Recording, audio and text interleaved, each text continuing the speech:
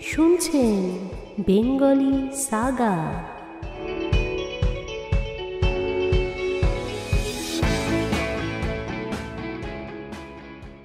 আপনারা শুনছেন Bengali Saga. আমি বিদিশা। আজকে শোনাব রবীন্দ্রনাথ ঠাকুর রচিত গোরা উপন্যাসের ৮ম পর্ব।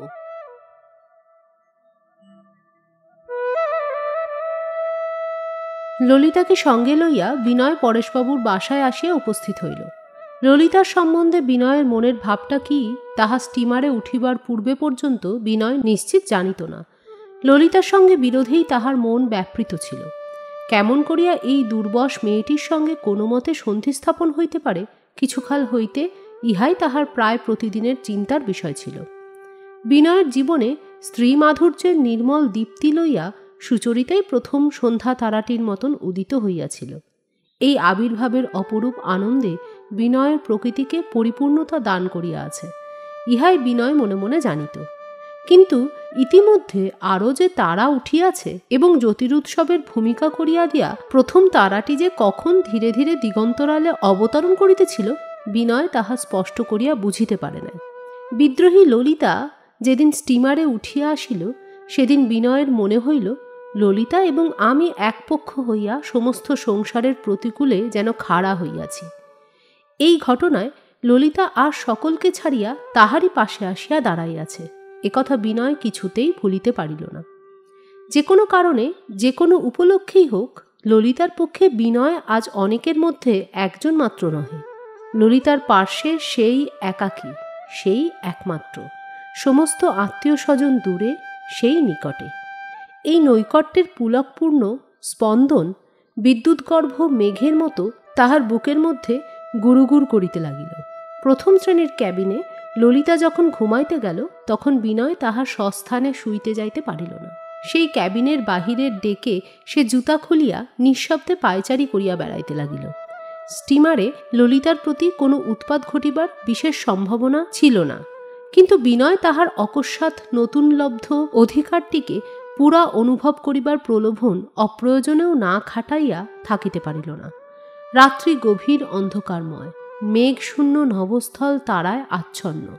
তীরে তরুশ্রেণী নিশীথ আকাশের কালিমাঘন নিবিড় ভিত্তির মতো স্তব্ধ হইয়া দাঁড়াইয়া আছে। নিম্নে প্রশস্ত নদীর প্রবল ধারা নিঃশব্দে চলিয়াছে। ইহার মাঝখানে ললিতা নিদ্রিত, আর কিছু নয়। এই সুন্দর, এই বিশ্বাসপূর্ণ নিদ্রাটুকুকে ললিতা আজ বিনয়ের হাতে সমর্পণ করিয়া দিয়াছে। এই নিদ্রাটুকুকে বিনয় মহামূল্য রত্নটির মতন রক্ষা করিবার ভার লইয়াছে। পিতামাতা ভাই ভগিনী কেহই নাই। একটি অপরিচিত শয্যার ওপর ললিতা আপন সুন্দর দেহখানি রাখিয়া নিশ্চিন্ত হইয়া ঘুমাইতেছে। নিঃশ্বাস প্রশ্বাস যেন এই নিদ্রা কাব্যটুকুর ছন্দ পরিমাপ করিয়া অতি শান্তভাবে গতায়াত করিতেছে।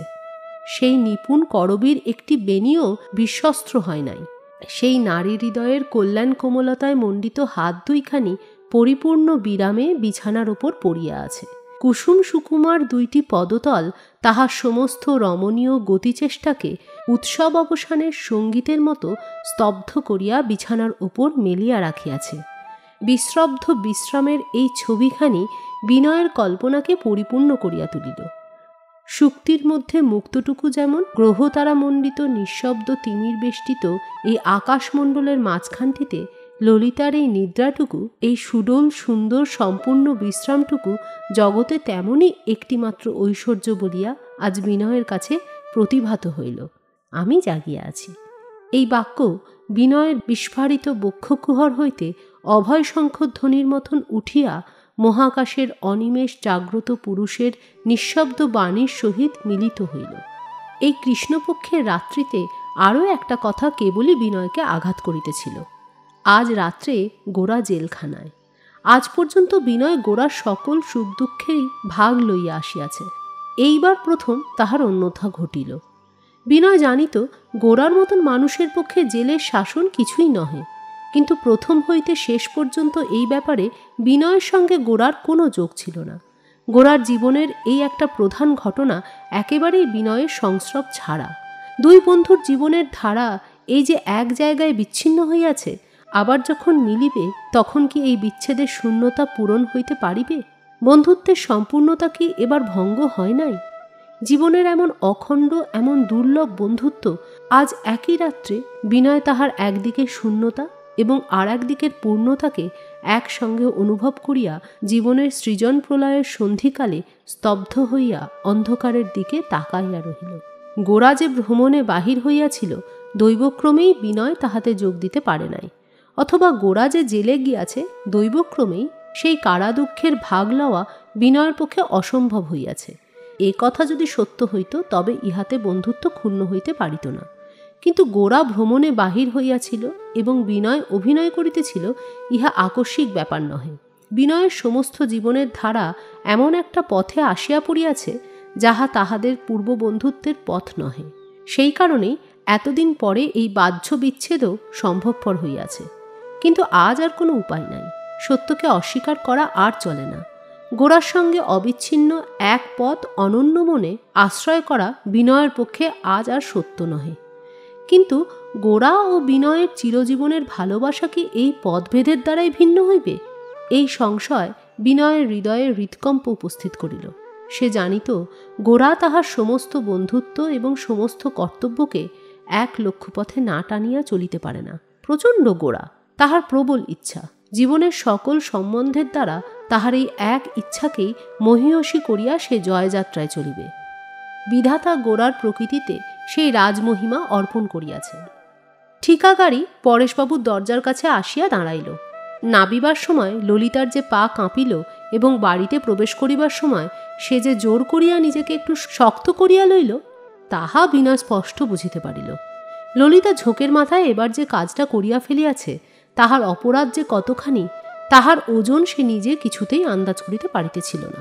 ললিতা জানিত পরেশবাবু তাহাকে এমন কোনো কথাই বলিবেন না যাহাকে ঠিক ভৎসনা বলা যাইতে পারে, কিন্তু সেই জন্যই পরেশবাবু চুপ করিয়া থাকাকেই সে সবচেয়ে ভয় করিত। ললিতার এই সংকোচের ভাব লক্ষ্য করিয়া বিনয় এরূপ স্থলে তাহার কি কর্তব্য ঠিকটি ভাবিয়া পাইল না। সে সঙ্গে থাকিলে ললিতার সংকোচের কারণ অধিক হইবে কিনা তাহাই পরীক্ষা করিবার জন্য সে একটু দ্বিধার স্বরে ললিতাকে কহিল, তবে এখন যাই? ললিতা তাড়াতাড়ি কহিল, না, চলুন, বাবার কাছে চলুন। ললিতার এই ব্যগ্র অনুরোধে বিনয় মনে মনে আনন্দিত হইয়া উঠিল। বাড়িতে পৌঁছিয়া দিবার পর হইতে তাহার যে কর্তব্য শেষ হইয়া যায় নাই, এই একটা আকস্মিক ব্যাপারে ললিতার সঙ্গে তাহার জীবনের যে একটা বিশেষ গ্রন্থিবন্ধন হইয়া গেছে, তাহাই মনে করিয়া বিনয় ললিতার পার্শ্বে যেন একটু বিশেষ জোরের সঙ্গে দাঁড়াইল। তাহার প্রতি ললিতার এই নির্ভর কল্পনা যেন একটি স্পর্শের মতন তাহার সমস্ত শরীরে বিদ্যুৎ সঞ্চার করিতে লাগিল। তাহার মনে হইল ললিতা যেন তাহার ডান হাত চাপিয়া ধরিয়াছে। ললিতার সহিত এই সম্বন্ধে তাহার পুরুষের বক্ষ ভরিয়া উঠিল। সে মনে মনে ভাবিল, পরেশবাবু ললিতার এই অসামাজিক হঠকারিতায় রাগ করিবেন, ললিতাকে ভৎসনা করিবেন। তখন বিনয় যথাসম্ভব সমস্ত দায়িত্ব নিজের স্কন্ধে লইবে, ভৎসনার অংশ অসংকোচে গ্রহণ করিবে, বর্মের স্বরূপ হইয়া ললিতাকে সমস্ত আঘাত হইতে বাঁচাইতে চেষ্টা করিবে। কিন্তু ললিতার ঠিক মনের ভাবটা বিনয় বুঝিতে পারে নাই। সে যে ভৎসনার প্রতিরোধক স্বরূপে বিনয়কে ছাড়িতে চাহিল না, তাহা নহে। আসল কথা, ললিতা কিছুই চাপা দিয়া রাখিতে পারে না। সে যাহা করিয়াছে তাহার সমস্ত অংশই পরেশবাবু চক্ষে দেখিবেন এবং বিচারে যে ফল হয় তাহা সমস্তটাই ললিতা গ্রহণ করিবে, এইরূপ তাহার ভাব। আজ সকাল হইতে ললিতা বিনয়ের ওপর মনে মনে রাগ করিয়া আছে। রাগটা যে অসঙ্গত তাহা সে সম্পূর্ণ জানে, কিন্তু অসঙ্গত বলিয়াই রাগটা কমে না, বরং বাড়ে। স্টিমারে যতক্ষণ ছিল ললিতার মনের ভাব অন্যরূপ ছিল। ছেলেবেলা হইতে সে কখনো রাগ করিয়া কখনো জেদ করিয়া একটা না একটা অভাবনীয় কাণ্ড ঘটাইয়া আসিয়াছে, কিন্তু এবারকার ব্যাপারটি গুরুতর। এই নিষিদ্ধ ব্যাপারে বিনয়ও তাহার সঙ্গে জড়িত হইয়া পড়াতে সে একদিকে সংকোচ এবং অন্যদিকে একটা নিগূঢ় হর্ষ অনুভব করিতেছিল। এই হর্ষ যেন নিষেধের সংঘাত দ্বারাই বেশি করিয়া মথিত হইয়া উঠিতেছিল। একজন বাহিরের পুরুষকে সে আজ এমন করিয়া আশ্রয় করিয়াছে, তাহার এত কাছে আসিয়াছে, তাহার মাঝখানে আত্মীয় স্বজনের কোনো আড়াল নাই, ইহাতে কতখানি কুণ্ঠার কারণ ছিল। কিন্তু বিনয়ের স্বাভাবিক ভদ্রতা এমনই সংযমের সহিত একটা আব্রু রচনা করিয়াছিল যে এই আশঙ্কাজনক অবস্থার মাঝখানে বিনয়ের সুকুমারশীলতার পরিচয় ললিতাকে ভারী একটা আনন্দ দান করিতেছিল। যে বিনয় তাহাদের বাড়িতে সকলের সঙ্গে সর্বদা আমোদ কৌতুক করিত, যাহার কথার বিরাম ছিল না, বাড়ির ভৃত্যদের সঙ্গেও যাহার আত্মীয়তা অবারিত, এ যে বিনয় নহে। সতর্কতার দোহাই দিয়া যেখানে সে অনায়াসেই ললিতার সঙ্গ বেশি করিয়া লইতে পারিত, সেখানে বিনয় এমন দূরত্ব রক্ষা করিয়া চলিয়াছিল যে তাহাতেই ললিতার হৃদয়ের মধ্যে তাহাকে আরও নিকটে অনুভব করিতেছিল। রাত্রে স্টিমারের কেবিনে নানা চিন্তায় তাহার ভালো ঘুম হইতেছিল না। ছটফট করিতে করিতে একসময় মনে হইল রাত্রি এতক্ষণে প্রভাত হইয়া আসিয়াছে। ধীরে ধীরে কেবিনের দরজা খুলিয়া বাহিরের দিকে চাহিয়া দেখিল রাত্রি শেষের শিশিরার্দ্র অন্ধকার তখনও নদীর উপরকার মুক্ত আকাশ এবং তীরের বনশ্রেণীকে জড়াইয়া রহিয়াছে। এইমাত্র একটি শীতল বাতাস উঠিয়া নদীর জলে কলধ্বনি জাগাইয়া তুলিয়াছে এবং নিচের তলায় ইঞ্জিনের খালাসিরা কাজ আরম্ভ করিবে এমনতর চাঞ্চল্যের আভাস পাওয়া যাইতেছে। ললিতা কেবিনের বাহিরে আসিয়াই দেখিল অনতি দূরে বিনয় একটা গরম কাপড় গায়ে দিয়া বেতের চৌকির উপর ঘুমাইয়া পড়িয়াছে। দেখিয়াই ললিতার হৃৎপিণ্ড স্পন্দিত হইয়া উঠিল। সমস্ত রাত্রি বিনয় এইখানেই বসিয়া পাহারা দিয়াছে, এত নিকটে, তবু এত দূরে। ডেক হইতে তখনই ললিতা কম্পিত পদে কেবিনে আসিল। দ্বারের কাছে দাঁড়াইয়া সে হেমন্তের প্রত্যুষে সেই অন্ধকার জড়িত অপরিচিত নদীর দৃশ্যের মধ্যে একাকী নিদ্রিত বিনয়ের দিকে চাহিয়া রহিল। সম্মুখের দিক প্রান্তের তারাগুলি যেন বিনয়ের নিদ্রাকে বেষ্টন করিয়া তাহার চোখে পড়িল। এই অনির্বচনীয় গাম্ভীর্যে ও মাধুর্যে তাহার সমস্ত হৃদয় একেবারে কুলে কুলে পূর্ণ হইয়া উঠিল। দেখিতে দেখিতে ললিতার দুই চক্ষু কেন যে জলে ভরিয়া আসিল তাহা সে বুঝিতে পারিল না। তাহার পিতার কাছে সে যে দেবতার উপাসনা করিতে শিখিয়াছে, সেই দেবতা যেন দক্ষিণ হস্তে তাহাকে আজ স্পর্শ করিলেন এবং নদীর উপরে এই তরুপল্লব নিবিড় নিদ্রিত তীরে রাত্রির অন্ধকারের সহিত নবীন আলোকের যখন প্রথম নিগুড় সম্মিলন ঘটিতেছে, সেই পবিত্র সন্ধিক্ষণে পরিপূর্ণ নক্ষত্র সভায় কোন একটি দিব্য সঙ্গীত অনাহত মহাবিনায় দুঃসহ আনন্দ বেদনার মতন বাজিয়া উঠিল। এমন সময় ঘুমের ঘোরে বিনয় হাতটা একটু নাড়িবা মাত্রই ললিতা তাড়াতাড়ি কেবিনের দরজা বন্ধ করিয়া বিছানায় শুইয়া পড়িল। তাহার হাত পা তলদেশ শীতল হইয়া উঠিল। অনেকক্ষণ পর্যন্ত সে হৃৎপিণ্ডের চাঞ্চল্য নিবৃত্ত করিতে পারিল না। অন্ধকার দূর হইয়া গেল। স্টিমার চলিতে আরম্ভ করিয়াছে। ললিতা মুখ হাত ধুইয়া প্রস্তুত হইয়া বাহিরে আসিয়া রেল ধরিয়া দাঁড়াইল। বিনয়ও পূর্বেই জাহাজের বাঁশির আওয়াজে জাগিয়া প্রস্তুত হইয়া পূর্বতীরে প্রভাতের প্রথম অভ্যুদয় দেখিবার জন্য আক্ষেপ করিতেছিল। ললিতা বাহির হইয়া আসিবা মাত্র সে সংকুচিত হইয়া চলিয়া যাইবার উপক্রম করিতেই ললিতা ডাকিল, বিনয়বাবু। বিনয় কাছে আসিতেই ললিতা কহিল, আপনার বোধহয় রাত্রে ভালো ঘুম হয়নি। বিনয় কহিল, মন্দ হয়নি। ইহার পরে দুইজনে আর কথা হইল না। শিশির সিক্ত কাশবনের পরপ্রান্তে আসন্ন সূর্যোদয়ের স্বর্ণচ্ছটা উজ্জ্বল হইয়া উঠিল। ইহারা দুইজনে জীবনে এমন প্রভাত আর কোনো দিন দেখে নাই। আলোক তাহাদিগকে এমন করিয়া কখনো স্পর্শ করে নাই। আকাশ যে শূন্য নহে, তাহা যে বিস্ময় নীরব আনন্দে সৃষ্টির দিকে অনিমেষে চাহিয়া আছে, তাহা ইহারা এই প্রথম জানিল।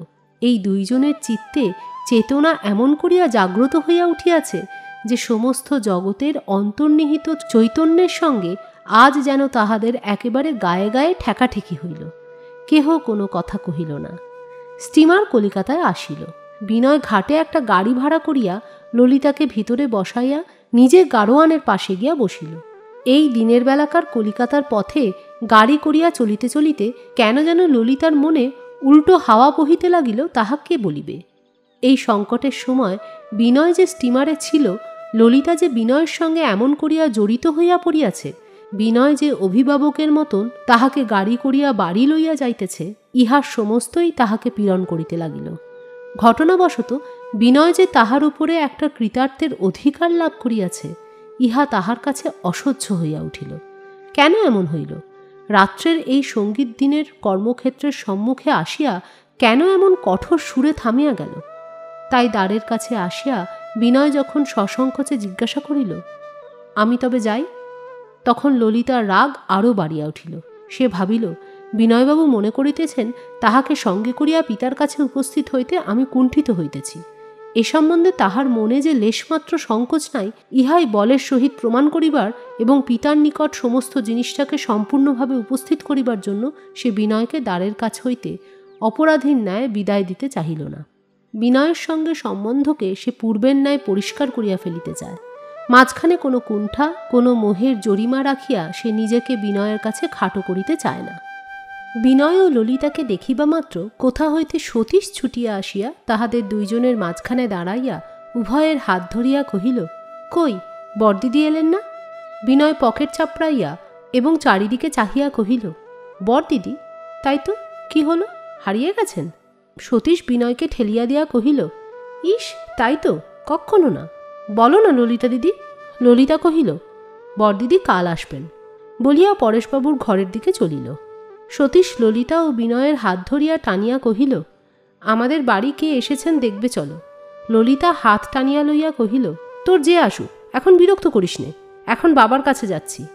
সতীশ কহিল, বাবা বেরিয়ে গেছেন, তাঁর আসতে দেরি হবে। শুনিয়া বিনয় এবং ললিতা উভয়েই ক্ষণকালের জন্য একটা আরাম বোধ করিল। ললিতা জিজ্ঞাসা করিল, কে এসেছে? সতীশ কহিল, বলবো না। আচ্ছা বিনয়বাবু, বলুন দেখি কে এসেছে? আপনি কখনোই বলতে পারবেন না। কখনো না, কখনো না। বিনয় অত্যন্ত অসম্ভব ও অসঙ্গত নাম করিতে লাগিল।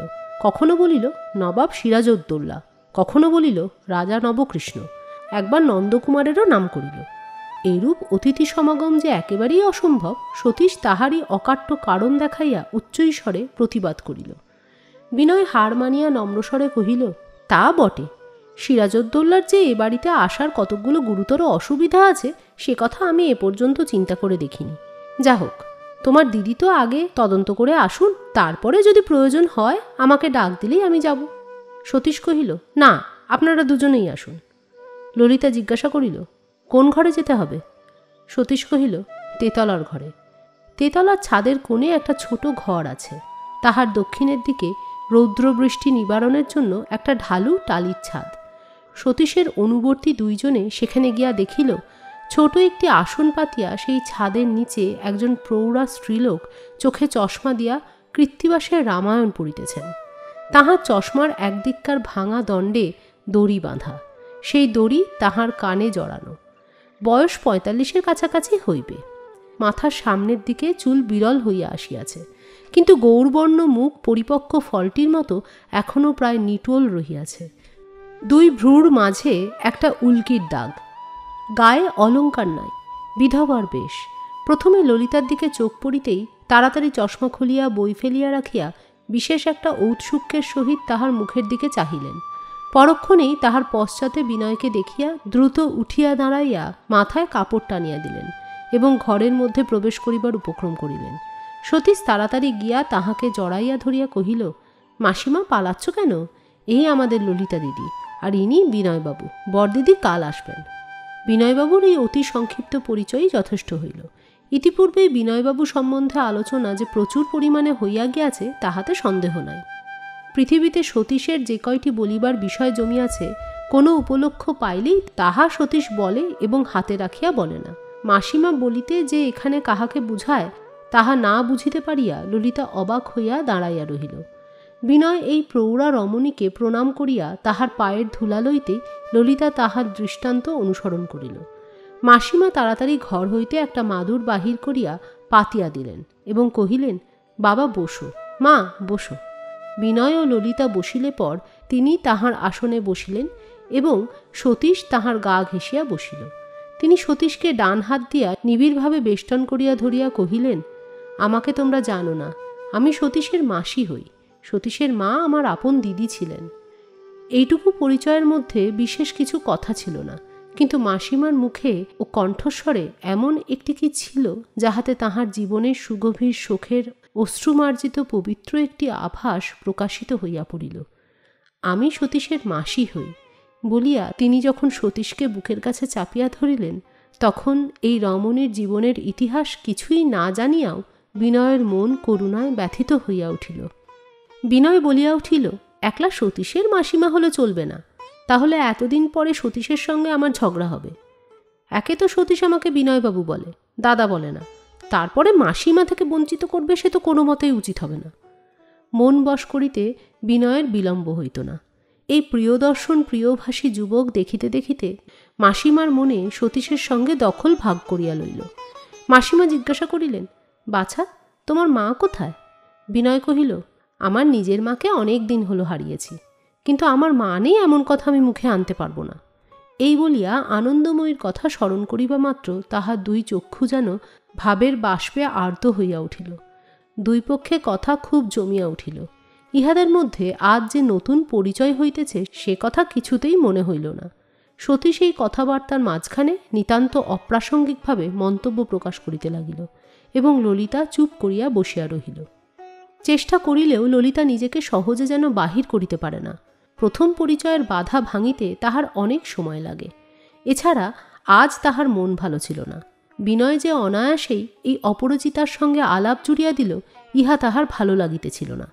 ললিতার যে সংকট উপস্থিত হইয়াছে, বিনয় তাহার গুরুত্ব মনের মধ্যে গ্রহণ না করিয়া এমন নিরুদ্বিগ্ন হইয়া আছে, ইহাতে বিনয়কে লঘুচিত্ত বলিয়া সে মনে মনে অপবাদ দিল। কিন্তু মুখ গম্ভীর করিয়া বিষণ্ণভাবে চুপচাপ বসিয়া থাকিলেই বিনয় যে ললিতার অসন্তোষ হইতে নিষ্কৃতি পাইত তাহা নহে। তাহা হইলে নিশ্চয়ই ললিতা রাগিয়া মনে মনে এই কথা বলিত, আমার সঙ্গেই বাবার বোঝাপড়া, কিন্তু বিনয়বাবু এমন ভাব ধারণ করিতেছেন কেন, যেন উহার ঘাড়েই এই দায় পড়িয়াছে। আসল কথা, কাল রাত্রে যে আঘাতে সঙ্গীত বাজিয়াছিল, আজ দিনের বেলায় তাহাতে ব্যথায় বাজিতেছে, কিছুই ঠিকমতো হইতেছে না। আজ তাই ললিতা প্রতি পদে বিনয়ের সঙ্গে মনে মনে ঝগড়াই করিতেছে। বিনয়ের কোনো ব্যবহারই এ ঝগড়া মিটাইতে পারিত না। কোন মূলে সংশোধন হইলে ইহার প্রতিকার হইতে পারিত তাহা অন্তর্যামী জানেন। হায় রে, হৃদয় লইয়াই যাহাদের কারবার, সেই মেয়েদের ব্যবহারকে যুক্তিবিরুদ্ধ বলিয়া দোষ দিলে চলিবে কেন? যদি গোড়ায় ঠিক জায়গাটিতে ইহার প্রতিষ্ঠা থাকে, তবে হৃদয় এমনই সহজে এমনই সুন্দর চলে যে যুক্তিতর্ক হার মানিয়া মাথা হেঁট করিয়া থাকে। কিন্তু সেই গোড়ায় যদি লেশমাত্র বিপর্যয় ঘটে, তবে বুদ্ধির সাধ্য কি যে কল ঠিক করিয়া দেয়? তখন রাগ বিরাগ হাসি কান্না কি হইতে যে কি ঘটে তাহার হিসাব তলব করিতে যাওয়াই বৃথা। এদিকে বিনয়ের হৃদযন্ত্রটিও যে বেশ স্বাভাবিকভাবে চলিতেছিল তাহা নহে। তাহার অবস্থা যদি অবিকল পূর্বের মতো থাকিত, তবে এই মুহূর্তেই সে ছুটিয়া আনন্দময়ীর কাছে যাইত। গোরার কারাদণ্ডের খবর বিনয় ছাড়া মাকে আর কে দিতে পারে? সে ছাড়া মায়ের সান্ত্বনাই বা আর কে আছে? এই বেদনার কথাটা বিনয়ের মনের তলায় বিষম একটা ভার হইয়া তাহাকে কেবলই পেষণ করিতেছিল। কিন্তু ললিতাকে এখনই ছাড়িয়া চলিয়া যায়, ইহা তাহার পক্ষে অসম্ভব হইয়াছিল। সমস্ত সংসারের বিরুদ্ধে আজ সেই যে ললিতার রক্ষক। ললিতা সম্বন্ধে পরেশবাবুর কাছে তাহার যদি কিছু কর্তব্য থাকে, তাহা শেষ করিয়া তাহাকে যাইতে হইবে, এ কথা সে মনকে বুঝাইতেছিল। মন তাহা অতি সামান্য চেষ্টাতেই বুঝিয়া লইতেছিল। তাহার প্রতিবাদ করিবার ক্ষমতাই ছিল না। গোরা এবং আনন্দময়ীর জন্য বিনয়ের মনে যত বেদনাই থাক, আজ ললিতার অতি সন্নিকট অস্তিত্ব তাহাকে এমন আনন্দ দিতে লাগিল, এমন একটা বিস্ফোরতা, সমস্ত সংসারের মধ্যে এমন একটা বিশেষ গৌরব, নিজের সত্তার এমন একটা বিশিষ্ট স্বাতন্ত্র্য অনুভব করিতে লাগিল যে তাহার মনের বেদনাটা মনের নিচের তলাতেই রহিয়া গেল। ললিতার দিকে যে আজ চাহিতে পারিতেছিল না, কেবল ক্ষণে ক্ষণে চোখে আপনিই যেটুকু পড়িতেছিল, ললিতার কাপড়ের একটুকু অংশ, কোলের ওপর নিশ্চলভাবে স্থিত তাহার একখানি হাত, মুহূর্তের মধ্যেই ইহাই তাহাকে পুলকিত করিতে লাগিল। দেরি হইতে লাগিল। পরেশবাবু এখনও আসিলেন না। উঠিবার জন্য ভিতর হইতে তাগিদ ক্রমেই প্রবল হইতে লাগিল। তাহাকে কোনো মতে চাপা দিবার জন্য বিনয় সতীশের মাসির সঙ্গে একান্ত মনে আলাপ করিতে থাকিল। অবশেষে ললিতার বিরক্তি আর বাঁধ মানিল না। সে বিনয়ের কথার মাঝখানে সহসা বাধা দিয়া বলিয়া উঠিল, আপনি দেরি করছেন কার জন্যে? বাবা কখন আসবেন তার ঠিক নেই। আপনি গৌরবাবুর মার কাছে একবার যাবেন না? বিনয় চমকিয়া উঠিল। ললিতার বিরক্তির স্বর বিনয়ের পক্ষে সুপরিচিত ছিল। সে ললিতার মুখের দিকে চাহিয়া এক মুহূর্তে একেবারে উঠিয়া পড়িল। হঠাৎ গুণ ছিঁড়িয়া গেলে ধনুক যেমন সোজা হইয়া ওঠে, তেমনি করিয়া সে দাঁড়াইল। সে দেরি করিতেছিল কাহার জন্য? এখানে যে তাহার কোনো একান্ত প্রয়োজন ছিল এমন অহংকার তো আপনা হইতেই বিনয়ের মনে আসে নাই। সে তো দ্বারের নিকট হইতেই বিদায় লইতেছিল। ললিতাই তো তাহাকে অনুরোধ করিয়া সঙ্গে আনিয়াছিল। অবশেষে ললিতার মুখে এই প্রশ্ন। বিনয় এমনই হঠাৎ আসন ছাড়িয়া উঠিয়া পড়িয়াছিল যে ললিতা বিস্মিত হইয়া তাহার দিকে চাহিল। দেখিল বিনয়ের মুখের স্বাভাবিক সহাস্যতা একেবারে এক ফুৎকারে প্রদীপের আলোর মতন সম্পূর্ণ নিবিয়া গেছে।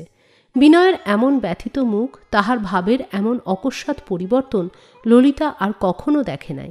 বিনয়ের দিকে চাহিয়াই তীব্র অনুতাপের জ্বালাময় কষাঘাত তৎক্ষণাৎ ললিতার হৃদয়ের এক প্রান্ত হইতে আর এক প্রান্তে উপরি উপরি বাজিতে লাগিল। সতীশ তাড়াতাড়ি উঠিয়া বিনয়ের হাত ধরিয়া ঝুলিয়া পড়িয়া মিনতিস্বরে কহিল, বিনয়বাবু বসুন, এখনই যাবেন না, আমাদের বাড়িতে আজ খেয়ে যান। মাসিমা, বিনয়বাবুকে খেতে বলো না। ললিতা দিদি, কেন বিনয়বাবুকে যেতে বললে? বিনয় কহিল, ভাই সতীশ, আজ না ভাই, মাসিমা যদি মনে রাখেন তবে আর একদিন এসে প্রসাদ খাবো, আজ দেরি হয়ে গেছে। কথাগুলো বিশেষ কিছু নয়, কিন্তু কণ্ঠস্বরের মধ্যে অশ্রু আচ্ছন্ন হইয়াছিল। তাহার করুণা সতীশের মাসিমার কানেও বাজিল। তিনি একবার বিনয়ের ও একবার ললিতার মুখের দিকে চকিতের মতো চাহিয়া লইলেন। বুঝিলেন অদৃষ্টের একটা লীলা চলিতেছে। অনতিবিলম্বে কোনো ছুতা করিয়া ললিতা উঠিয়া তাহার ঘরে গেল। কতদিন সে নিজেকে নিজে এমন করিয়া কাঁদাইয়াছে। বিনয় তখনই আনন্দময়ীর বাড়ির দিকে চলিল। লজ্জায় বেদনায় মিশিয়া মনের মধ্যে ভারী একটা পীড়ন চলিতেছিল। এতক্ষণ কেন সে মার কাছে যায় নাই? কি ভুলই করিয়াছিল! সে মনে করিয়াছিল তাহাকে ললিতার বিশেষ প্রয়োজন আছে। সব প্রয়োজন অতিক্রম করিয়া সে যে কলিকাতায় আসিয়াই আনন্দময়ীর কাছে ছুটিয়া যায় নাই, সেই জন্য ঈশ্বর তাহাকে উপযুক্ত শাস্তি দিয়াছেন।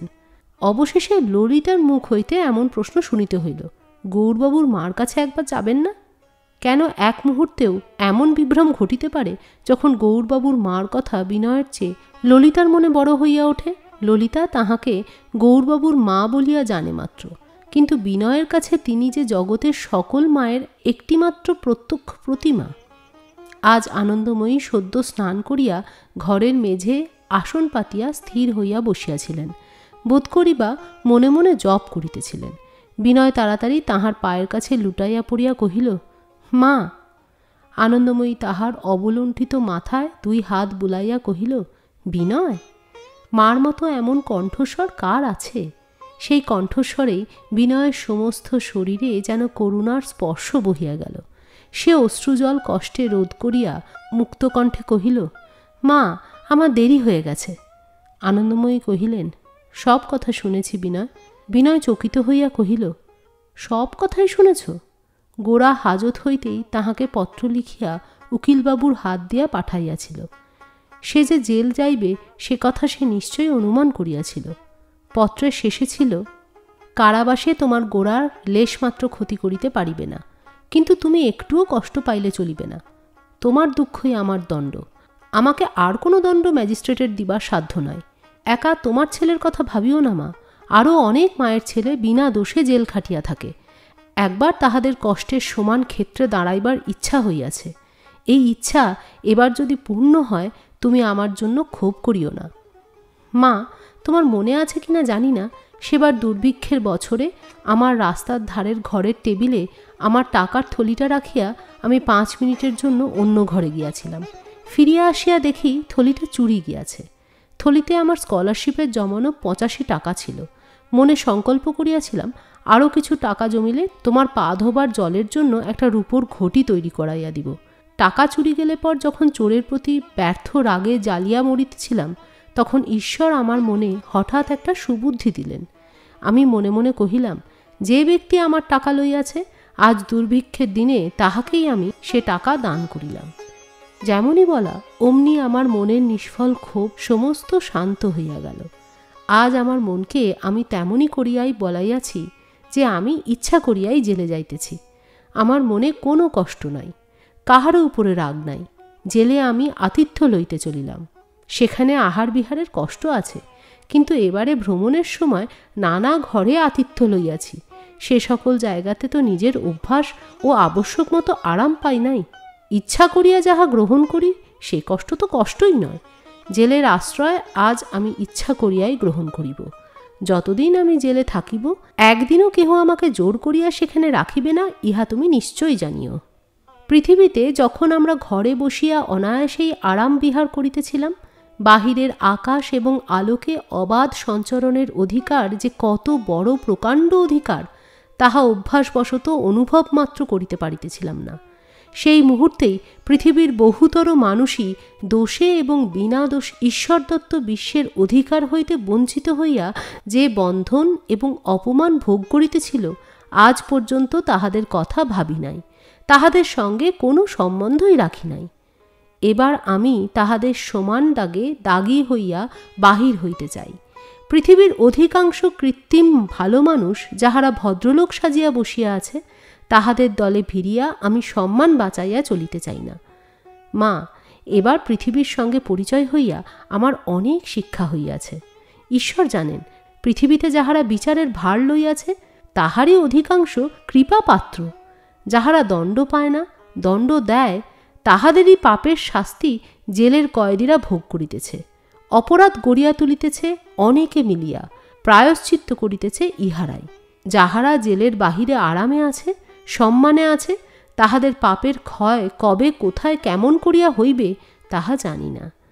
আমি সেই আরাম ও সম্মানকে ধিক্কার দিয়া মানুষের কলঙ্কের দাগ বুকে চিহ্নিত করিয়া বাহির হইব।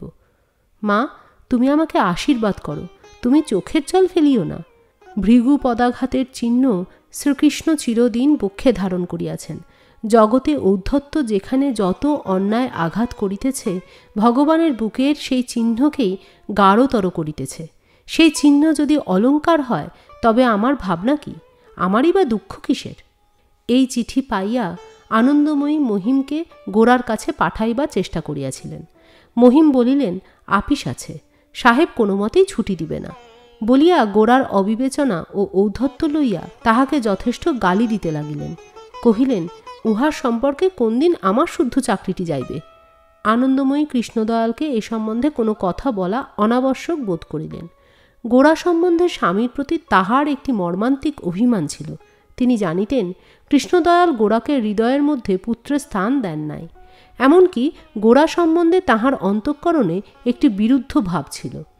গোরা আনন্দময়ীর দাম্পত্য সম্বন্ধকে বিন্ধ্যাচলের মতো বিভক্ত করিয়া মাঝখানে দাঁড়াইয়াছিল। তাহার এক পারে অতি সতর্ক শুদ্ধাচার লইয়া কৃষ্ণদয়াল একা, আর তাহার অন্য পারে তাহার ম্লেচ্ছ গোরাকে লইয়া একাকিনী আনন্দময়ী। গোরার জীবনের ইতিহাস পৃথিবীতে যে দুইজন জানে, তাহাদের মাঝখানে যাতায়াতের পথ যেন বন্ধ হইয়া গিয়াছে। এই সকল কারণে সংসারে গোরার প্রতি আনন্দময়ী স্নেহ নিতান্তই তাহার একলার ধন ছিল।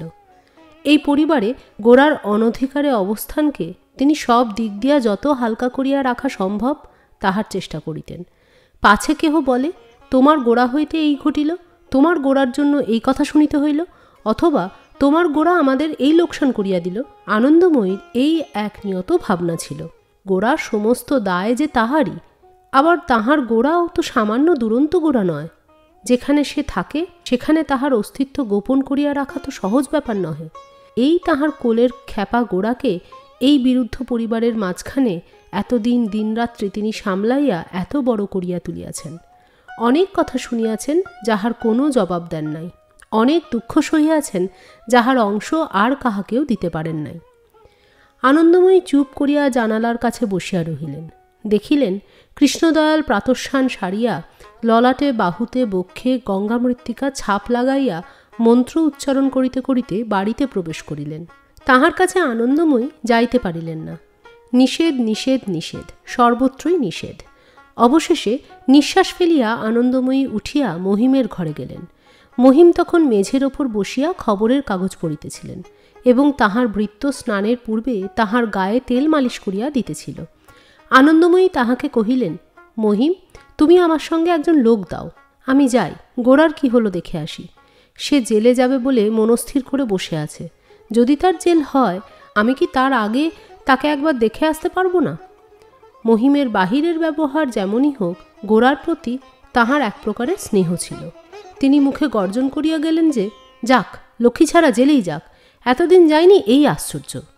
এই বলিয়া পরক্ষণেই তাহাদের অনুগত পরাণ ঘোষালকে ডাকিয়া তাহার হাতে উকিল খরচার কিছু টাকা দিয়া তখনই তাহাকে রওনা করিয়া দিলেন এবং আপিসে গিয়া সাহেবের কাছে ছুটি যদি পান এবং বউ যদি সম্মতি দেন নিজেও সেখানে যাইবেন স্থির করিলেন। আনন্দময়ীও জানিতেন মহিম গোরার জন্য কিছু না করিয়া কখনো থাকিতে পারিবেন না। মহিম যথাসম্ভব ব্যবস্থা করিয়াছেন শুনিয়া তিনি নিজের ঘরে ফিরিয়া আসিলেন। তিনি স্পষ্টই জানিতেন গোরা যেখানে আছে সেই অপরিচিত স্থানে এই সংকটের সময় লোকের কৌতুক কৌতূহল ও আলোচনার মুখে তাহাকে সঙ্গে করিয়া লইয়া যাইবে এ পরিবারে এমন কেহই নাই। তিনি চোখের দৃষ্টিতে নিঃশব্দ বেদনার ছায়া লইয়া ঠোঁটের ওপর ঠোঁট চাপিয়া চুপ করিয়া রহিলেন। লছমিয়া যখন হাউ হাউ করিয়া কাঁদিতে লাগিল তাহাকে তিরস্কার করিয়া অন্য ঘরে পাঠাইয়া দিলেন। সমস্ত উদ্বেগ নিস্তব্ধভাবে পরিপাক করাই তাহার চিরদিনের অভ্যাস। সুখ ও দুঃখ উভয়কেই তিনি শান্তভাবেই গ্রহণ করিতেন। তাহার হৃদয়ের আক্ষেপ কেবল অন্তর্যামেরই গোচর ছিল। বিনয় যে আনন্দময়ীকে কি বলিবে তাহা ভাবিয়া পাইল না, কিন্তু আনন্দময়ী কাহারও সান্ত্বনা বাক্যের কোনো অপেক্ষা রাখিতেন না। তাহার যে দুঃখের কোনো প্রতিকার নাই সে দুঃখ লইয়া অন্য লোকে তাহার সঙ্গে আলোচনা করিতে আসিলে তাহার প্রকৃতি সংকুচিত হইয়া উঠিত। তিনি আর কোনো কথা উঠিতে না দিয়া বিনয়কে কহিলেন, বিনু, এখনও তোমার স্নান হয়নি দেখছি, যাও শীঘ্র নিয়ে এসোগে, অনেক বেলা হয়ে গেছে। বিনয় স্নান করিয়া আসিয়া যখন আহার করিতে বসিল তখন বিনয়ের পাশে গোরার স্থান শূন্য দেখিয়া আনন্দময়ীর বুকের মধ্যে হাহাকার উঠিল। গোরাকে আর জেলের অন্ন খাইতে হইতেছে, সে অন্ন নির্মম শাসনের দ্বারা কটু, মায়ের সেবার দ্বারা মধুর নহে। এই কথা মনে করিয়া আনন্দময়ীকেও কোনো এক ছুতা করিয়া একবার উঠিয়া যাইতে হইল। বাড়ি আসিয়া অসময়ে ললিতাকে দেখিয়াই পরেশবাবু বুঝিতে পারিলেন তাহার এই উদ্দাম মেয়েটি অভূতপূর্ব রূপে একটা কিছু কাণ্ড বাধাইয়াছে। জিজ্ঞাসু দৃষ্টিতে তিনি তাহার মুখের দিকে চাহিতেই সে বলিয়া উঠিল, বাবা, আমি চলে এসেছি, কোনো মতেই থাকতে পারলুম না। পরেশবাবু জিজ্ঞাসা করিলেন, কেন, কি হয়েছে? ললিতা কহিল, গৌরবাবুকে ম্যাজিস্ট্রেট জেলে দিয়েছে। গৌর ইহার মধ্যে কোথা হইতে আসিল, কি হইল, পরেশ কিছুই বুঝিতে পারিলেন না। ললিতার কাছে সমস্ত বৃত্তান্ত শুনিয়া কিছুক্ষণ স্তব্ধ হইয়া রহিলেন। তৎক্ষণাৎ গোরার মার কথা মনে করিয়া তাহার হৃদয় ব্যথিত হইয়া উঠিল। তিনি মনে ভাবিতে লাগিলেন, একজন লোককে জেলে পাঠাইয়া কতগুলি নিরাপরাধ লোককে যে কিরূপ নিষ্ঠুর দণ্ড দেওয়া হয় সে কথা যদি বিচারক অন্তঃকরণের মধ্যে অনুভব করিতে পারিতেন তবে মানুষকে জেলে পাঠানো এত সহজ অভ্যস্ত কাজের মতন কখনোই হইতে পারিত না। একজন চোরকে যে দণ্ড দেওয়া, গোরাকেও সেই দণ্ড দেওয়া ম্যাজিস্ট্রেটের পক্ষে যে সমান অনায়াস সাধ্য হইয়াছে, এরূপ বর্বরতা নিতান্তই ধর্মবুদ্ধির অসারতাবশত সম্ভবপর হইতে পারিয়াছে। মানুষের প্রতি মানুষের দৌরাত্ম্য অন্য সমস্ত হিংস্রতার চেয়ে কত ভয়ানক তাহার পশ্চাতে সমাজের শক্তি, রাজার শক্তি দলবদ্ধ হইয়া দাঁড়াইয়া তাহাকে যে কিরূপ প্রচণ্ড প্রকাণ্ড করিয়া তুলিয়াছে, গোরার কারাদণ্ডের কথা শুনিয়া তাহা তাহার চোখের সম্মুখে প্রত্যক্ষ হইয়া উঠিল। পরেশবাবুকে এইরূপ চুপ করিয়া ভাবিতে দেখিয়া ললিতা উৎসাহিত হইয়া বলিয়া উঠিল, আচ্ছা বাবা, এ ভয়ানক অন্যায় নয়?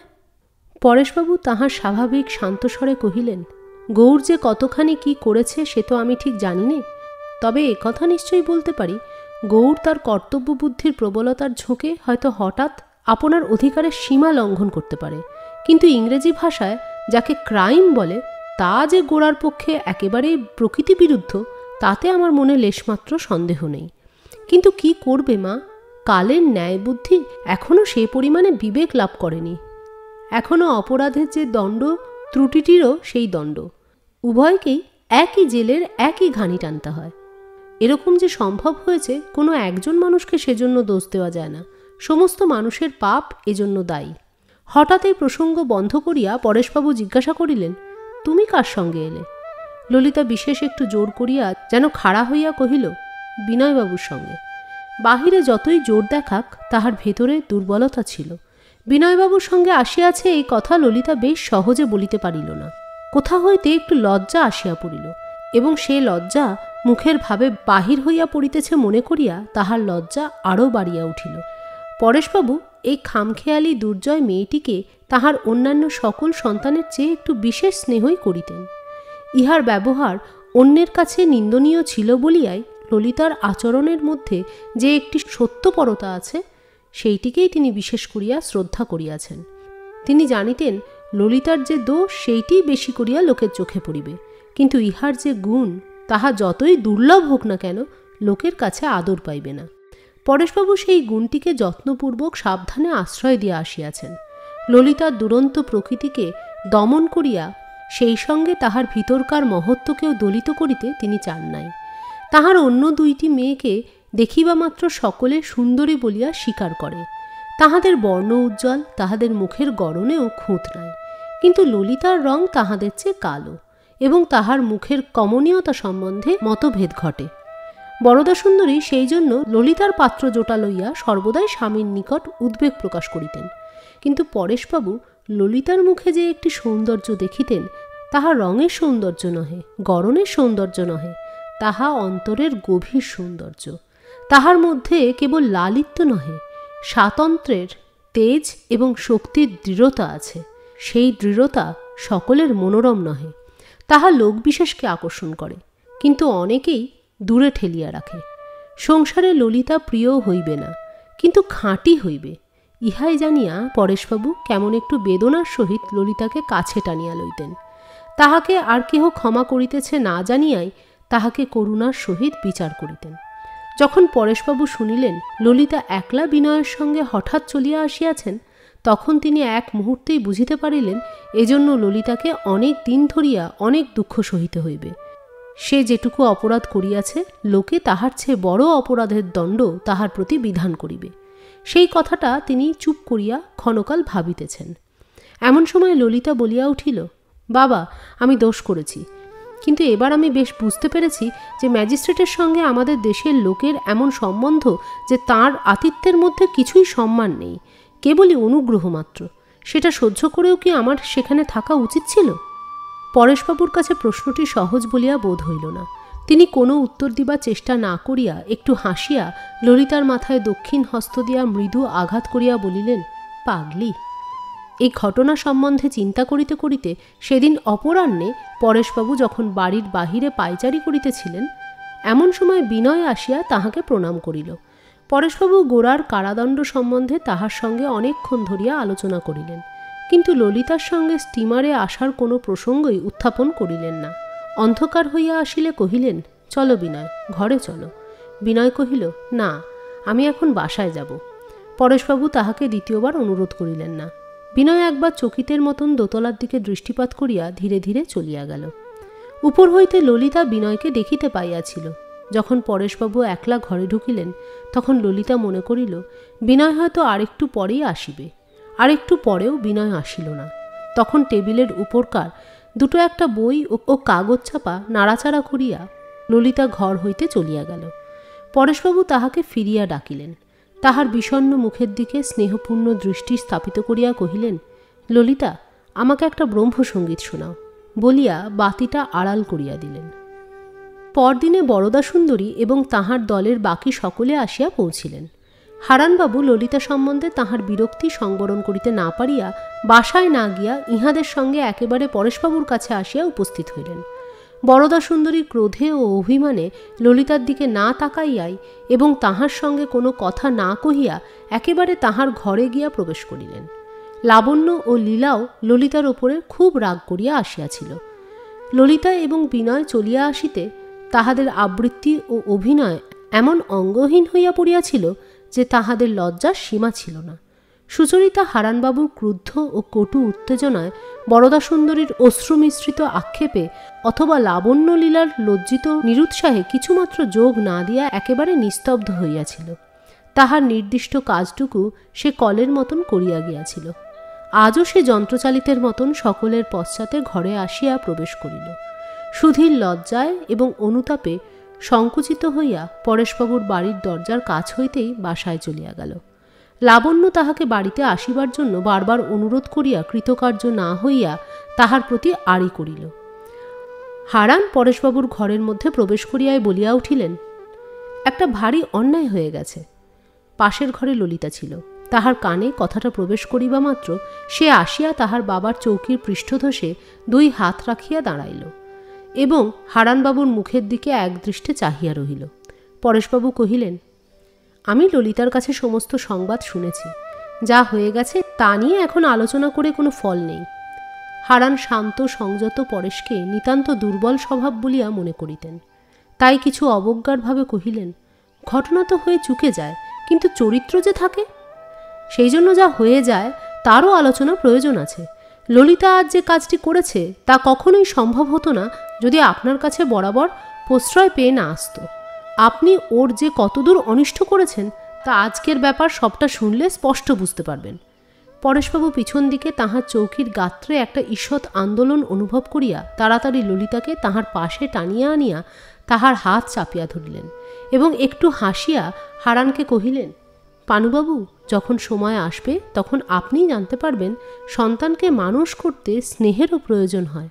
ললিতা এক হাতে তাহার পিতার গলা বেরিয়া ধরিয়া নত হইয়া তাহার কানের কাছে মুখ আনিয়া কহিল, বাবা, তোমার জল ঠান্ডা হয়ে যাচ্ছে, তুমি নাইতে যাও। পরেশবাবু হারানের প্রতি লক্ষ্য করিয়া মৃদুস্বরে কহিলেন, আর একটু পরে যাব, তেমন বেলা হয়নি। ললিতা স্নিগ্ধস্বরে কহিল, না বাবা, তুমি স্নান করে এসো, ততক্ষণ পানুবাবুর কাছে আমরা আছি। পরেশবাবু যখন ঘর ছাড়িয়া চলিয়া গেলেন তখন ললিতা একটা চৌকি অধিকার করিয়া দৃঢ় হইয়া বসিল এবং হারানবাবুর মুখের দিকে দৃষ্টি স্থির করিয়া কহিল, আপনি মনে করেন সকলকেই আপনার সব কথা বলবার অধিকার আছে। ললিতাকে সুচরিতা চিনিত। অন্যদিন হইলে ললিতার এরূপ মূর্তি দেখিলে সে মনে মনে উদ্বিগ্ন হইয়া উঠিত। আজ সে জানলার ধারের চৌকিতে বসিয়া একটা বই খুলিয়া চুপ করিয়া তাহার পাতার দিকে চাহিয়া রহিল। নিজেকে সংবরণ করিয়া রাখায় সুচরিতার চিরদিনের স্বভাব ও অভ্যাস। এই কয়দিন ধরিয়া নানা প্রকার আঘাতের বেদনা তাহার মনে যতই বেশি করিয়া সঞ্চিত হইতেছিল ততই সে আরও বেশি করিয়া নীরব হইয়া উঠিতেছিল। আজ তাহার এই নীরবতার ভার দুর্বিষহ হইয়াছে। এজন্য ললিতা যখন হারানের নিকট তাহার মন্তব্য প্রকাশ করিতে বসিল তখন সুচরিতার রুদ্ধ হৃদয়ের বেগ যেন মুক্তি লাভ করিবার অবসর পাইল। ললিতা কহিল, আমাদের সম্বন্ধে বাবার কি কর্তব্য আপনি মনে করেন বাবার চেয়ে আপনি তা ভালো বোঝেন? সমস্ত ব্রাহ্ম সমাজের আপনিই হচ্ছেন হেডমাস্টার। ললিতার এই প্রকার ঔদ্ধত্য দেখিয়া হারানবাবু প্রথমটা হতবুদ্ধি হইয়া গিয়াছিলেন। এইবার তিনি তাহাকে খুব একটা কড়া জবাব দিতে যাইতেছিলেন। ললিতা তাহাতে বাধা দিয়া তাহাকে কহিল, এতদিন আপনার শ্রেষ্ঠতা আমরা অনেক সহ্য করেছি, কিন্তু আপনি যদি বাবার চেয়েও বড় হতে চান তাহলে এ বাড়িতে আপনাকে কেউ সহ্য করতে পারবে না, আমাদের বেয়ারাটা পর্যন্ত না। হারানবাবু বলিয়া উঠিলেন, ললিতা তুমি। ললিতা তাহাকে বাধা দিয়া তীব্রস্বরে কহিল, চুপ করুন, আপনার কথা আমরা অনেক শুনেছি, আজ আমার কথাটা শুনুন। যদি বিশ্বাস না করেন তবে সুচি দিদিকে জিজ্ঞাসা করবেন। আপনি নিজেকে যত বড় বলে কল্পনা করেন আমার বাবা তার চেয়ে অনেক বেশি বড়। এইবার আপনার যা কিছু উপদেশ আমাকে দেবার আছে আপনি দিয়ে যান। হারানবাবুর মুখ কালো হইয়া উঠিল। তিনি চৌকি ছাড়িয়া উঠিয়া কহিলেন, সুচরিতা। সুচরিতা বইয়ের পাতা হইতে মুখ তুলিল। হারানবাবু কহিলেন, তোমার সামনে ললিতা আমাকে অপমান করবে? সুচরিতা ধীরস্বরে কহিল, আপনাকে অপমান করা ওর উদ্দেশ্য নয়। ললিতা বলতে চায় বাবাকে আপনি সম্মান করে চলবেন, তার মতো সম্মানের যোগ্য আমরা তো কাউকেই জানি না। একবার মনে হইল হারানবাবু এখনই চলিয়া যাইবেন, কিন্তু তিনি উঠিলেন না, মুখ অত্যন্ত গম্ভীর করিয়া বসিয়া রহিলেন। এ বাড়িতে ক্রমে ক্রমে তাহার সম্ভ্রম নষ্ট হইতেছে ইহা তিনি যতই অনুভব করিতেছেন ততই তিনি এখানে আপন আসন দখল করিয়া বসিবার জন্য আরও বেশি পরিমাণে সচেষ্ট হইয়া উঠিতেছেন। ভুলিতেছেন যে আশ্রয় জীর্ণ তাহাকে যতই জোরের সঙ্গে আঁকড়াইয়া ধরা যায় তাহা ততই ভাঙিতে থাকে। হারানবাবু রুষ্ট গাম্ভীর্যের সহিত চুপ করিয়া রহিলেন দেখিয়া ললিতা উঠিয়া গিয়া সুচরিতার পাশে বসিল এবং তাহার সহিত মৃদুস্বরে এমন করিয়া কথাবার্তা আরম্ভ করিয়া দিল যেন বিশেষ কিছুই ঘটে নাই। ইতিমধ্যে সতীশ ঘরে ঢুকিয়া সুচরিতার হাত ধরিয়া টানিয়া কহিল, বড়দিদি এসো। সুচরিতা কহিল, কোথায় যেতে হবে? সতীশ কহিল, এসো না, তোমাকে একটা জিনিস দেখাবো। ললিতা দিদি, তুমি বলে দাওনি? ললিতা কহিল, না। তাহার মাসির কথা ললিতা সুচরিতার কাছে ফাঁস করিয়া দিবে না, সতীশের সঙ্গে এইরূপ কথা ছিল। ললিতা আপন প্রতিশ্রুতি পালন করিয়াছিল। অতিথিকে ছাড়িয়া সুচরিতা যাইতে পারিল না। কহিল, বক্তিয়ার, আর একটু পরে যাচ্ছি, বাবা আগে স্নান করে আসুন। সতীশ ছটফট করিতে লাগিল। কোনো মতে হারানবাবুকে বিলুপ্ত করিতে পারিলে সে চেষ্টা ত্রুটি করিত না। হারানবাবুকে সে অত্যন্ত ভয় করিত বলিয়া তাহাকে কোনো কথা বলিতে পারিল না।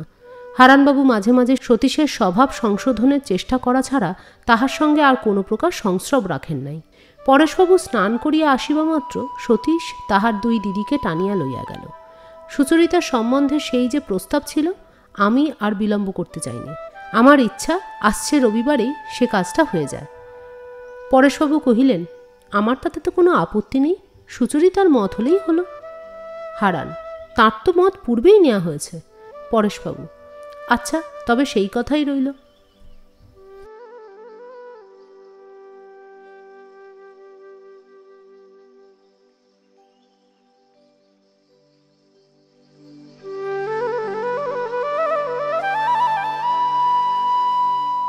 আজকের নিবেদন এখানেই শেষ করছি। কয়েকদিনের মধ্যেই নিয়ে আসব গোরার পরবর্তী পর্ব। ততদিন সুস্থ থাকুন, সঙ্গে থাকুন, শুনতে থাকুন বেঙ্গলি সাগা। আজ আসি, টাটা।